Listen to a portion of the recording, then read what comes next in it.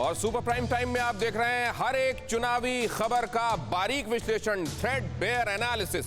कहते हैं सियासत में गठबंधन करना जितना आसान होता है, निभाना उतना ही मुश्किल होता है। उत्तर प्रदेश में एक सीट पर समाजवादी पार्टी और उनके सहयोगी आरएलडी के बीच में ऐसा ही एक पेच फंस गया है। मथुरा की माट विधानसभा सीट से आरएलडी के तेज तर्रार नेता योगेश नौहवार ने नामांकन भरा है, लेकिन गठबंधन के तहत सीट समाजवादी पार्टी के खाते में चली गई।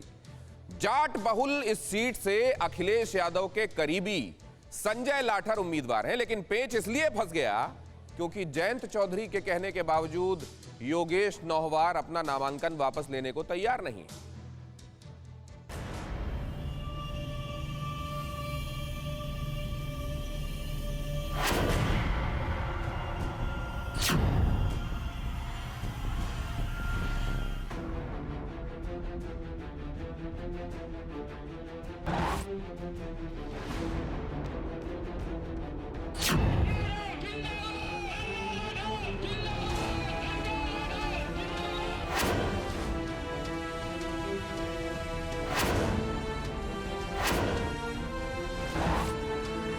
समाजवादी पार्टी और राष्ट्रीय लोक दल के गठबंधन की गांठ क्या ढीली पड़ने लगी?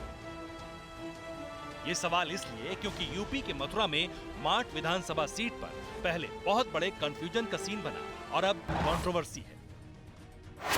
इस कहानी के किरदारों और घटनाक्रमों को जानकर आपको अंदाजा हो जाएगा कि माट सीट का मामला सिर्फ गलतफहमी का नहीं, बल्कि गठबंधन में दबाव, तकरार और दरार का भी संकेत है। किरदार नंबर 1, योगेश नौहवार, माट से आरएलडी के उम्मीदवार। पिछला चुनाव सिर्फ 432 वोट से हारने वाले योगेश नौहवार ने सोमवार को आरएलडी के टिकट पर नामांकन भरा, लेकिन एक दिन पहले जयंत चौधरी ने योगेश नौहवार को दिल्ली बुलाया और नामांकन वापस लेने को कहा। वजह, गठबंधन के तहत माट सीट से समाजवादी पार्टी के उम्मीदवार चुनाव लड़ेंगे। पार्टी सुप्रीमो के इस फैसले को योगेश ने खारिज कर दिया। आपको पार्टी ने यहां से उम्मीदवार बना दिया, आपको फॉर्म भी दे दिया, आप नामांकन भी दाखिल कराएं और अब आप ही के नेता कह रहे हैं कि नामांकन वापस ले लो। आपने मुझे पर्चा दिया, सोच समझ के दिया होगा, अपना फैसला लिया होगा, अपनी जो गठबंधन की पार्टी है उससे पूछ के लिया होगा। सबसे बड़ा सवाल यह है कि पर्चा वापस लेने से राजनीतिक हत्या के साथ साथ मेरी सामाजिक भी हत्या होगी, इसलिए पर्चा लेने से मैंने स्पष्ट नहीं किया। योगेश नौहवार मथुरा की माट सीट पर कई बरसों से एक्टिव है। योगेश नौहवार कितने मजबूत कैंडिडेट हैं, जरा देखिए। 2012 में माट विधानसभा सीट से जयंत चौधरी ने इस्तीफा दिया।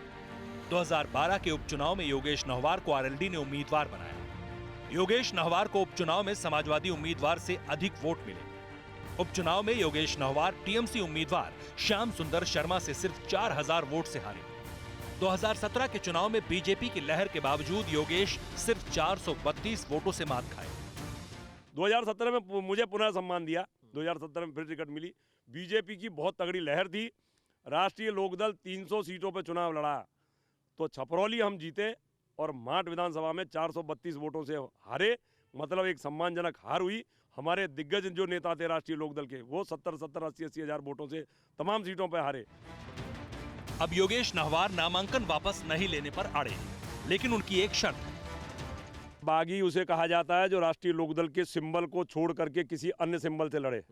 मैं जब राष्ट्रीय लोकदल के सिंबल से रहा हूं तो मैं पहली बात तो बागी नहीं हूं। रही बात जयंत चौधरी जी की या चारू चौधरी जी की, दो ऐसी शख्सियत हैं जिनके लिए मैं पर्चा वापस लेने के लिए तैयार हूं।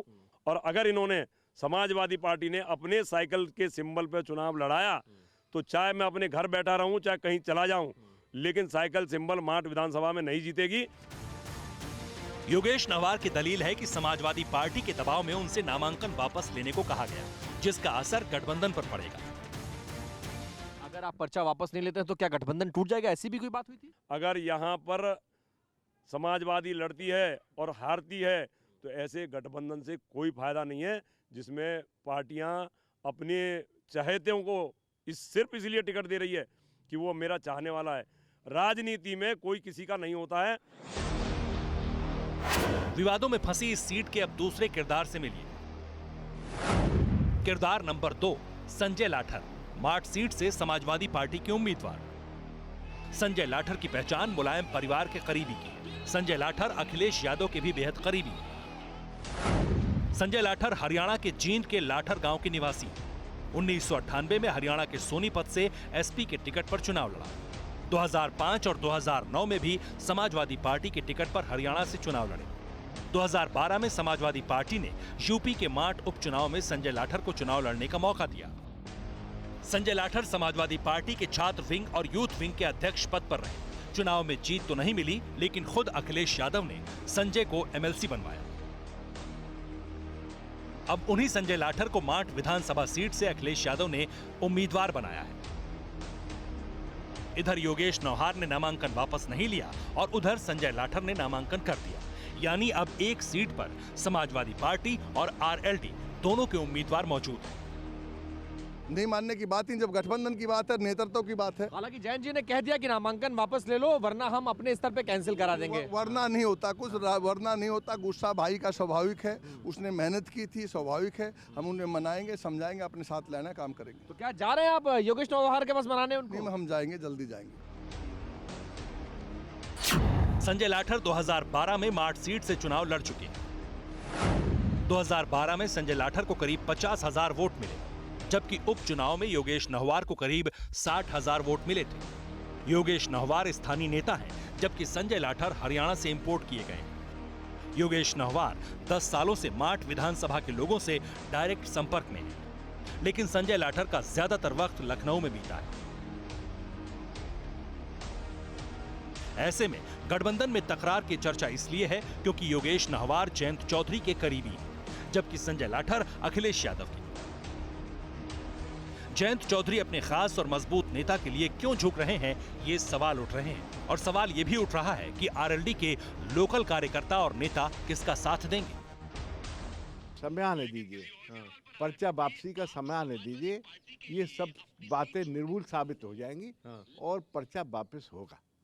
गठबंधन का एक, और अगर नहीं हुआ तो आप साथ किसका देंगे, संजय लाठर का या योगेश नौहार का? गठबंधन का जो प्रत्याशी दोनों माननीय अध्यक्ष घोषित करेंगे उसका साथ राष्ट्रीय लोकदल देगा और मैं भी दूंगा। माट विधानसभा सीट से अब तक बीजेपी का खाता नहीं खुला है।